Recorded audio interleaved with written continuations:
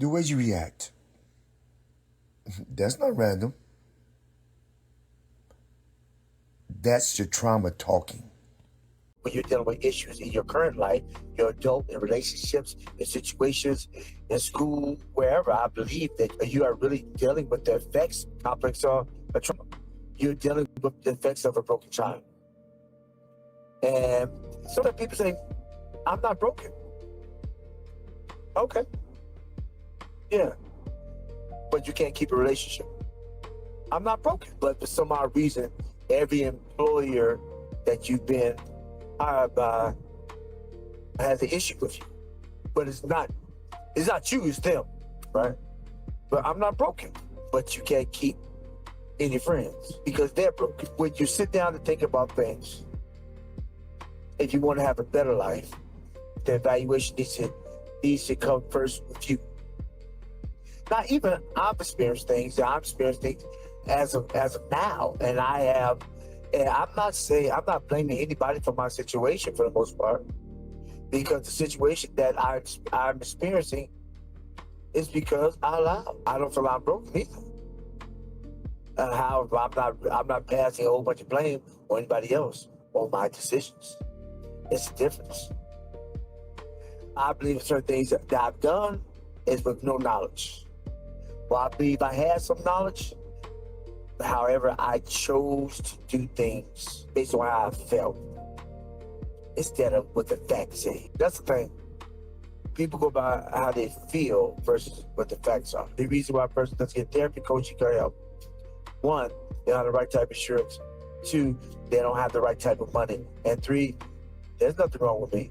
There's something wrong with you. Because there's always somebody else's problem. But nobody ever, for the most part, thinks it's the man in the mirror. Man in the mirror.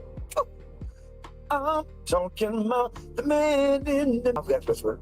See, it's the man in the mirror, you know what I'm saying? Man in the mirror, and we don't generally look at the man in the mirror. We look at everybody else. Because if you really think about it, you only have one life to live here.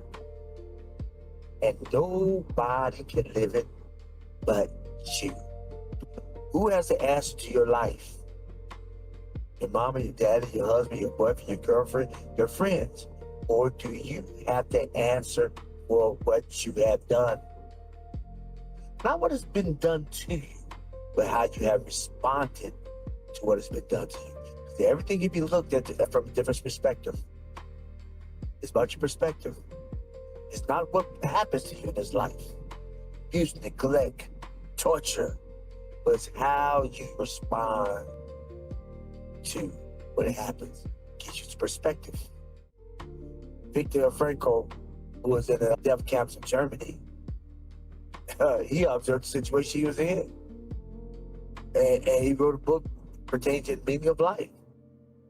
Where everything he was seeing people killed. Now, how could he feel in his situation when he's smelling and seeing death of friends and loved ones and countrymen, but he still can write a book about the meaning of life that we're still reading to this day? Go figure, right? It's all about perspective, mindset.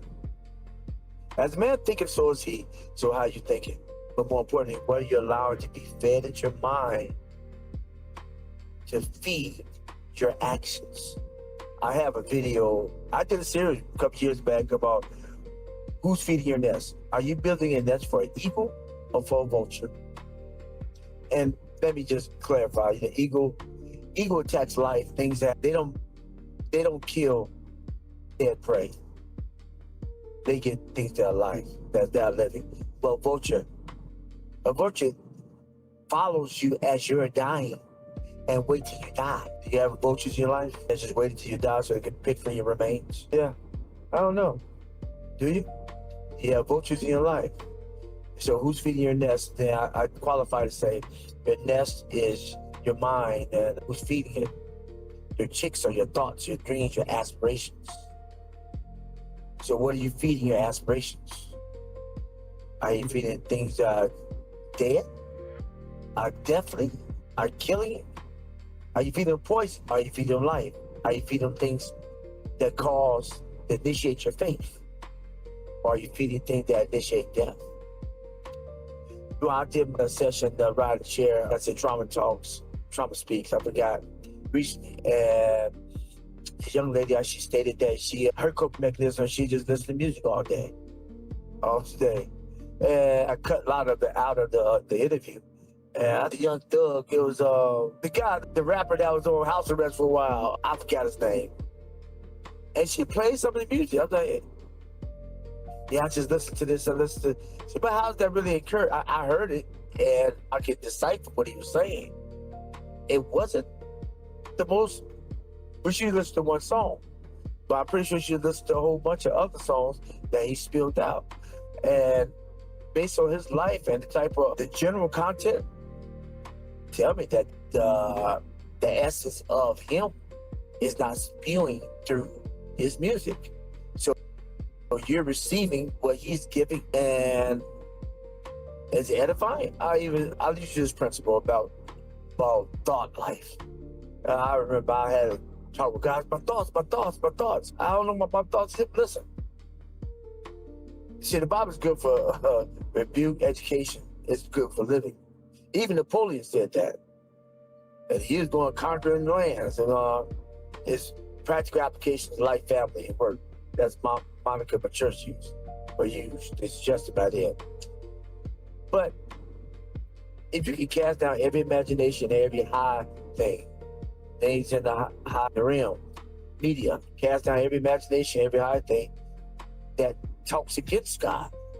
They bring it to captivity, every thought to the obedience of Christ. That's work. A lot of people not willing to put the work. And people say, well, Christ, well, but just say in a mind of peace. A mind of peace.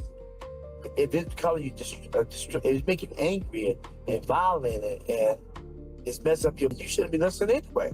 Now, I'm definitely not saying all gospel music is putting you to that mindset, because you don't know what's what. However, you can sometimes you can look at the artist or just hear the words that comes out the artist's mouth prior to singing a song, or the lifestyle, even from afar.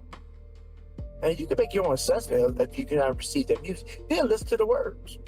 Then listen, see if they're embodying the words. But in any case, I told her, I said, listen, just like we try to take a heed of things that we're feeding ourselves, try to make sure our body is good, that our limbs are functional, that our heart is healthy, our blood is flowing, is not clogged up. We should do the same thing about mind. But how do you do that? It's your eye gates and your ear gates. That's the stomach to your mind. And as a man thinketh, so is he. So thinking, how you think? Every thought that goes in your head is not your thought. But it may be something that's dropped in your head that you don't have to keep. But it's a choice. That's why you cast that every imagination. And then the also question is, what's a good principle? What do you need to think about? Think of things that's good, that's pure, that's lovely, that's just. If there be any virtue, any praise, think on it. That's practical. That's not deep. That's not super religious. Good, valuable, precious, honest, virtuous. But not derogatory, degrading, or not things that are gossip or but and if you can do that, you change your mindset. If you change your mindset, you change your walk. Change your walk, you change your life. And you can filter out trauma. But you can't filter trauma out by infusing more trauma. It's like me getting a top-notch Bugatti and going and get cheap gas. I get the cheapest gas I can, get me a Bugatti or a race car. And I put cheap gas. Well, I know I need petrol that has ethanol in it. I know I need heavy burning gas, but I get the cheap gas that if it sits up, it's going to affect my engine. It's going to affect how I function. Why do we do that? We go get cheap gas all the time and put it in our system and we affect us, and we think that we're going to be working at optimal. You may be functioning, but are you functioning in an optimal fashion? Don't know. All right. So pretty much to wrap this up, what's the thing that's experienced? I'm going to ask you a question. and then I'm gonna leave it like that. What are you experiencing that may be a problem of the trauma that you experienced as a child? Is it affecting how you move? Is it affecting how you move? Well, keep tuned. Keep tuned because I'll be addressing a lot of these issues and put something in the comment section. Say, Dr. D, talk about this. See, the beauty about YouTube. And when I said earlier, I said that there's 3 reasons why a person that won't get therapy coaching help. 1, insurance. 2, money. 3, I don't have a problem. But generally, what everybody will do, they go on YouTube, ask the question. That's why I'm here. Because we all live on the same rock together. So if I can, it's 6 degrees of separation. If I can help you now, then tomorrow, you may help me or help somebody else who helps me. 6 degrees of separation. Who knows? We live here together, so let's act humanely. Let's act humanely so we can affect the next person, the next hour, the next week, month, year, next generation. We're here to make a change that we all can believe in. All right, so this is my PSA also. If you find any value in this content, how about you help me by helping you by clicking subscribe, commenting, and sharing. Please share the content. It helps increase the algorithm, and also it lets me know that somebody's listening. By you commenting and sharing and giving likes, it helps me. And so therefore I can go further and help you all. Look down below, I have a way that you can contact me if you want to get a little more assistance because so you need something further more than just a video. Then hit me up and then we can talk about how we can proceed so you can make a better tomorrow today in your life. And so you can have a more promising future. And this is Hero's Journey with Dr. D. And if you don't remember anything else from this video, remember this. Every day that you get up vertical, make it your goal in life to always move forward. Why? Because life is just too short to live looking in the rear view mirror. This is Hero's Journey with Dr. D, and we are with all section. It's great.